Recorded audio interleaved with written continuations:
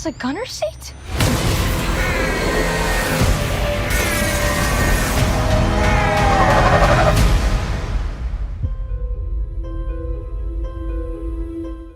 Hi guys, welcome to the show. Today we're finally gonna talk Ghostbusters Afterlife. Mm-hmm.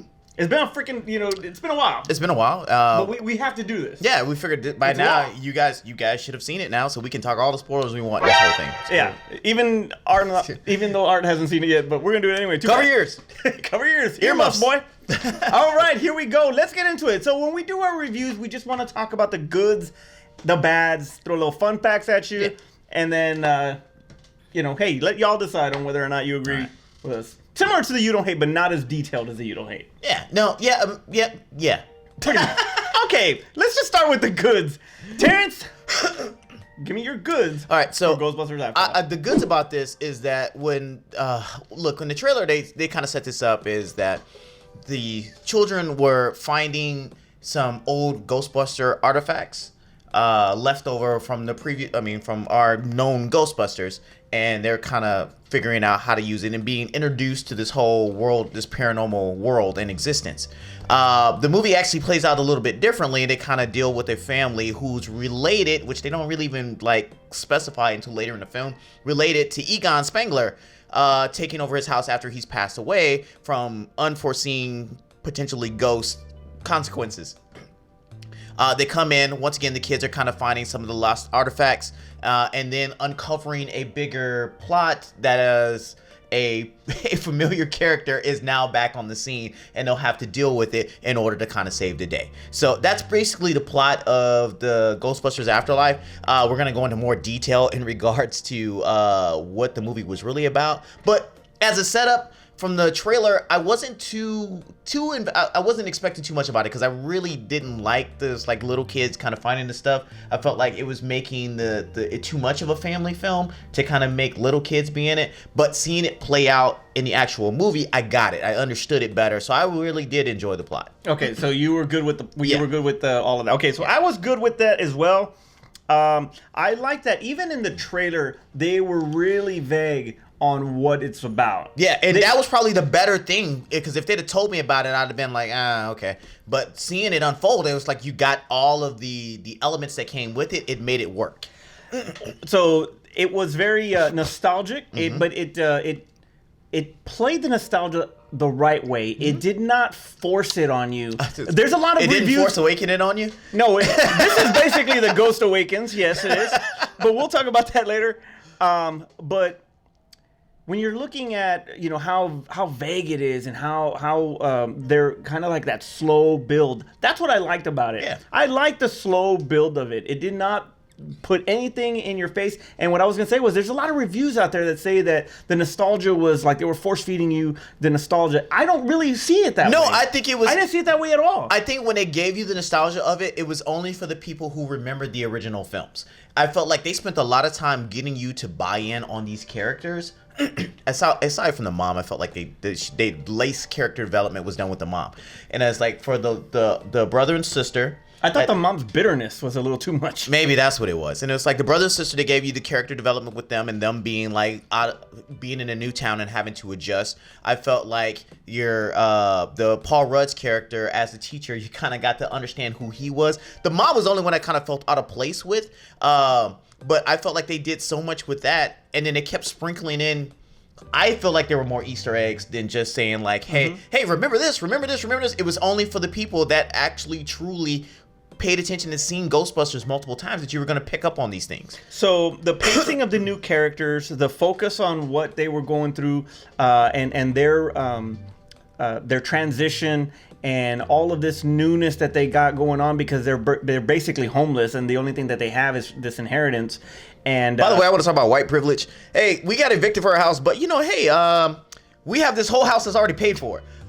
How does that happen in life? How does you just do so bad with your money, and then somebody left you a house and you just move on? Okay, so that don't happen to black people. So the new cast is great. I like the new cast a lot. I do like the new cast. I can't wait till they grow a little bit older and we can actually have them fill out the uniforms. And McKenna Grace, that plays Phoebe, Egon's granddaughter, is phenomenal. No, in I this think movie. I think she did a great job. She stole the show, Yes. man. She really did. I really thought that her performance was really great. I felt for what's the kid from Stranger Things? Yeah, Finn Wolfhard. Is that his name? Yeah, I really felt for him because I felt like I felt his teen angst thing when it was like, oh my god, there's a hot girl there and I want to do everything for her, and it was like, and she doesn't, like, she's got a boyfriend. Why am I doing all this stuff? It became like a teen drama for me, and I forgot it was a Ghostbusters film for a minute. I was like, dude, I want you just to get laid. Can we make that happen for you? Part 4, I guess. Part 4. All right. The originals return. Mm-hmm. I dug that. I'm glad they waited to the very end. I like the originals returning. I thought that was a good thing. It was the third act was an emotional payoff after everything that had happened and you getting familiar with everything going on. I thought that the emotional impact that third act made was phenomenal. I even tweeted this out. They ain't no Ghostbuster ever make me cry. Yeah. Oh god. And I got freaking teary-eyed in that movie. Oh my god. They did it. They did him right at the end of that movie. Some could say it was a little like they really pushed on it really hard, like they were trying to make you cry about it. But I feel like they did what they were supposed to do. They could have just been like, hey, we haven't talked to him, and just kind of moved on, or hey, he passed away. They could have really just glossed over it. Yeah, and they spent the time to really pay tribute to him, and I really enjoyed that. Yeah, this is it was touching. It was emotional. You sat there like, I feel so bad. I have not felt this way since Paul Walker drove off in a white car.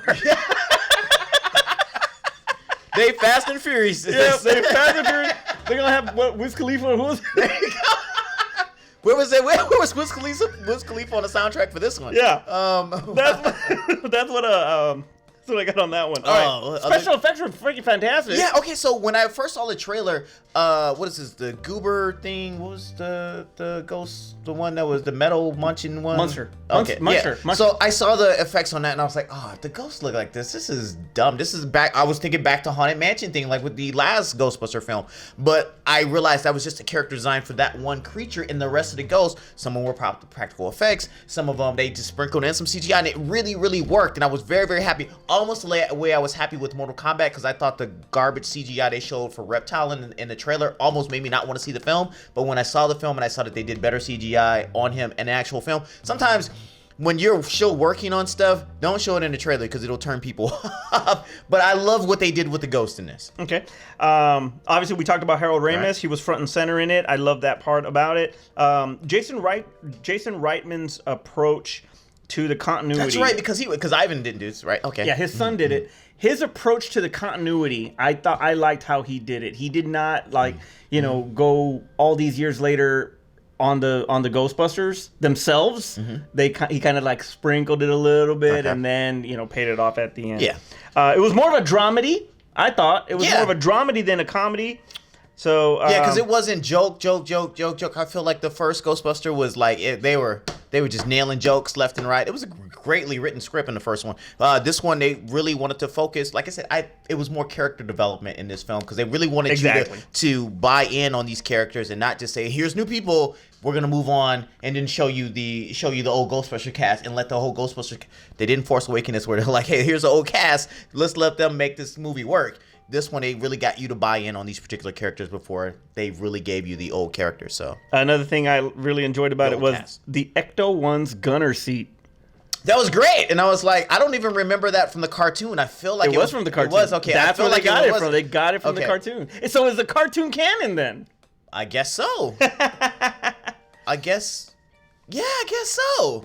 Yeah, but then where's Slimer then? Well, hold on. We'll get to that a little bit later. Slimer? Okay, this is one I really wanted to get your take on because I found it very interesting. And you're over here making jokes about white privilege. How about Winston's New Role and he's rich as hell? All right, so look, in what I was gonna say, somebody talked about this before, and they were saying that why was the black person the only person who wasn't an actual doctor? And it's like they brought him on a Ghostbuster. But he is a doctor now. Later on, he becomes a doctor. Right. So if he becomes a doctor, who says they effed off their money before they even became Ghostbusters? So why wouldn't Winston, like the person who didn't have anything, when he finally gets his degree and actually gets some money, he would be the one that would take care of his money? And if he has money, why is he catching ghosts still? It's like I'd have been like, he wasn't. He just, Ray. No, it's like Ray's the one that reached out. Probably. Yeah, you couldn't even call me back. It's like, nah, man. Nah, man. Y'all call up somebody else on Craigslist or Manpower and get somebody out there to go help you. Get somebody out to go help you catch ghosts. I'm done with that. Okay, the reason why I bring up Winston is because of the post-credit scene. Now, obviously, there was a post-credit scene? The mid-credit scene. Wait. Did you see the mid-credit scene? I didn't see any of them. I didn't know. Okay, so do you remember? Oh my God, the mid-credit scene was absolutely hilarious. You just said I didn't see any of them. Do you remember the mid-credit scene? No. I wasn't done. Okay. Do you remember the beginning of Ghostbusters where he's shocking the dude? Yeah. And not the girl and whatever, right? Well, okay. This time it's in reverse, and Dana is his wife. Is Peter Bankman's wife? They did get married. Cool. Well, they had a kid. Her name is kitten too. So no, that was her kid from somebody else. Oh, that's Oscar right. Was not yeah, that's Peter's, right. no. That's right. But she's Dana Bear Vinkman, so she's cool. married. So okay, so now this time she's shocking him, and she was like, "You marked the cards, didn't you?" And he was like, "Yeah." She starts shocking him. Hilarious. It was amazing. All right, but the final scene. There was a deleted scene from Ghostbusters that was not used. Jason Reitman went ahead and added this, where Janine is actually giving Egon a good luck coin before he goes and he fights Gozer. And then so they show that, and then it goes to Janine holding the coin, talking to Winston, and Winston tells her about how basically the Ghostbusters gave him that chance. And even though he succeeded and he's global and all this other stuff, he'll always be a Ghostbuster. Okay. So he made good on his promise. He's taken Ecto-1. He's going to refurbish it. He's actually I guess he's in a different firehouse. But then you go down and there is the blinking light. On the ghost trap. Unit? Okay. On the ghost trap, which Ray said that it was a Starbucks, so I don't know how they messed that up. Like Unless the the ghost Starbucks trap or is the containment unit. The containment unit. Okay. Uh-huh. There is a red light in there. Oh, So okay. is that Slimer? Who knows? That could be, but it's obviously going to be a centerpiece of what Part 4 is going to be like. Okay. So that's cool. It's going to be pretty interesting when that happens. That's cool. Overall, that's my goods on that movie. I thought it was great. I thought maybe a little too Force Awakens there. I mean, I feel like it was all. I feel like it only felt that way because we grew up with that film. It's like we knew so much about it. I feel for the people who didn't grow up on that film, who may have seen Ghostbusters one time and then they're watching this film.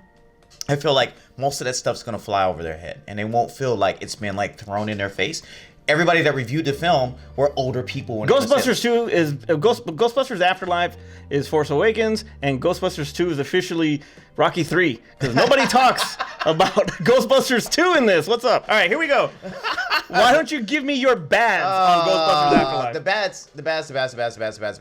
The only thing I would here. One of the things I'm gonna point out is that Bill Murray is not the what do you call them when they like kind of act on the moment? Like improv? Yeah, he's not the improv person he was before. I agree. It's like I felt like his jokes were forced. I felt like somebody wrote his jokes, and then he was just kind of like it didn't feel like he even like thought the jokes were funny. He was just kind of saying them. And I feel like all the stuff that he did before was like kind of off the top of his head. There was more improv from him. And this is how he really felt in the moment. I felt like somebody wrote him some jokes and then he just read them verbatim and he didn't really feel the jokes. And I was like, you might as well have just not tried to be funny. Yeah. And I felt like giving him humor in the scenes that he was in just felt like it was really forced. And the scene between him and Sigourney Weaver, that is what it was missing. Was missing what you just said right now. Yeah, He did that with Sigourney Weaver. See, he did not do that you're right. So I'll give you that. Okay, so that felt like that was a problem for me. Also too, I felt like they shouldn't have brought back Gozer, even though they made it make sense.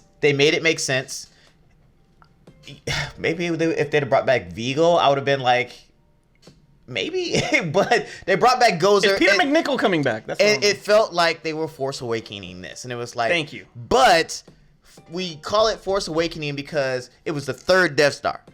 This is only the second Gozer we see. This is only the second Gozer we see, and they had precedent already set. Gozer returned every millennia. So who said they didn't say that they defeated Gozer forever? They just said they defeated Gozer in that moment. So why couldn't this is so many years later? Like, why can't Gozer come back? All they did was cross the stream. Gozer was like an eternal fucking being. So like, who says crossing streams that doesn't get rid of Gozer? And obviously, but I will say the simple fact that Gozer coming back, they had to do the same steps that happened in the first film, where like, we got to get the gatekeeper and keymaster, and we got to have them possessing people, and then they're gonna go and let Gozer loose, and then they're gonna come terror dogs, and then we have to deal with Gozer. Though they didn't do the whole I'm gonna change into a form. So if you're gonna go that route, go all the way through it. Don't just fight Gozer and then like halfway skip it. You might as well go all the way through it. So they kind of stopped it, and if you're gonna stop it, you might as well just change the whole thing. Okay. Have Gozer come back and say, I'm pissed. I'm back, and I don't have to do any of this stuff. I'm just out here to take revenge on anybody who's a Ghostbuster. Gozer seemed oblivious the same way Gozer was the first time Gozer met the Ghostbusters. If she would have said something like, you. Yeah, it's you again, right? Or something like that, then that would have been cool. Okay, or so, like, you remember that it was these that were the people that defeated you. Yes. And it's like, she went back to being like, who are you again? Are you a god? They like, are you a god? It's like, they were Force Awakening by like reliving the same exact dialogue, and we're like, is that it for your bads? That's it for my bads. Okay, my bads was obviously the whole Ghost Awakens. Yes, that was bad. The recycled plot, the recycled characters, the antagonist, the pretty much everything is the same premise in regards to the dogs and the gatekeeper and the keymaster and all of that. Though the gatekeeper scene with the mom being the new gatekeeper, when she rips off the clothes, that is hilarious. That is hilarious. When you see it, Art, you're gonna laugh. It's hilarious. It's dumb as hell. Exactly. It's dumb as hell, but it's fucking funny. Besides the toaster being there and Louis Tully's freaking helmet that he has, there's no mention of Ghostbusters 2. Except, and Raise a Cult, because Raise a Cult was part of Ghostbusters 2. But there's no real tie, so maybe in the next one, which if that is the plan, then it really is turning into a freaking sequel trilogy. So that kind of sucks. Okay, anyway, all right. They probably will. Jason Reitman did say Vigo is a possibility, and he said that Ghostbusters 2 is definitely canon. No one explains why the Ecto-1, which has not been seen in so long, does not have the Ghostbusters 2 on it. That's right! Okay, they did change it in the second. They did change that. Another thing, that there was so many plot holes, one being how... Where's Bobby Brown in this? Exactly. They brought everybody back. They didn't bring Bobby back. Not even on our own? Nothing? They should have played it on the radio. But that would have been awesome. But the what I was saying earlier about Ray saying that the old station is a Starbucks, and it was not a Starbucks, so that was a plot hole. And then you have another plot hole that I was thinking about it. Because the firehouse is a real firehouse in New York. It's still there. Maybe, so maybe the Starbucks is next door. Who knows? No, because I guess they were saying that their firehouse was a different firehouse. Maybe, I don't know. But in the beginning, this being gets Egon, obviously. And it looks to be Gozer. It's Vigo! But Gozer can't get out. You're like the buzzing the flies to him. But Gozer can't get out because of what Egon does to keep them at bay. Which was very smart. And I was like, so okay, I get it. So how did Gozer get Egon? One of the pterodogs. No, it was one of the pterodogs. You didn't see the mist? It was a pterodog. Okay. Because even Jaden said, is that a werewolf? And I was like, maybe they got werewolves in it. But then they brought the pterodogs, and I was like, oh, it's a pterodog. Yeah, that was in the movie. I'm talking about the very beginning of the movie. When Egon comes out and he's holding the thing like that. A pterodog. Okay. How did pterodogs get out? I don't think so. But what you should be asking is, how did pterodogs get out? I thought we needed a little bit more of the Ghostbusters, the actual Ghostbusters. Nah, I was fine. Just a little bit. And here's why. Well, hold on. Especially with his comedy in the film. But here's why. It's only because you want them way more Force Awakens. No, it was more. You need Harrison Ford all through the movie. I didn't. I don't mind them coming out in the third act. I just think that they weren't in enough of the third act, and how they came out. It was not Thor arriving at Wakanda. It was not a on your left scene. It was just. Everything can't be Marvel, sir. But you understand? The impact was not the same. I don't know why. It's just I think the impact was something about it. So I mean, we knew it was coming when she was like, "I'm gonna make a phone call," and she was watching the clips on YouTube, and I was like, "She's gonna call Ray. She's gonna call the number, and I bet you Ray's gonna be the only person that still answers that damn number. I thought he was still gonna be at the firehouse, but I knew. And if I were to say it was a bad, I started to call like the things that were gonna happen, and I was like, she's gonna call Ray. They're gonna tell her all the things. They're gonna show up at the end. I started to start putting pieces together to kind of figure it out, but it still didn't make it a bad movie for me. So like it's a thing I wish they had done better, but like it's. Hopefully better than the last Ghostbusters. Hopefully in the next sequel, we'll get maybe Oscar as an adult, maybe the Bankman kids, maybe Ray Stantz kids. Maybe we'll have something like that coming out in the new one. All right. You know what we're not talking about? Is Muncher Starkiller Base? If this is the Ghost Awakens, is Muncher Starkiller Base? I guess in a sense. They really should have made Muncher Slimer.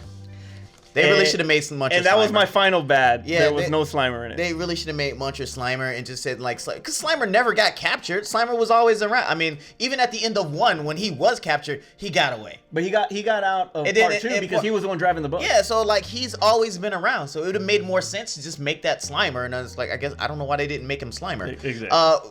We should really be talking about, like, there is an opportunity for them to make the last Ghostbusters. I feel like they can fit the last Ghostbusters into this canon.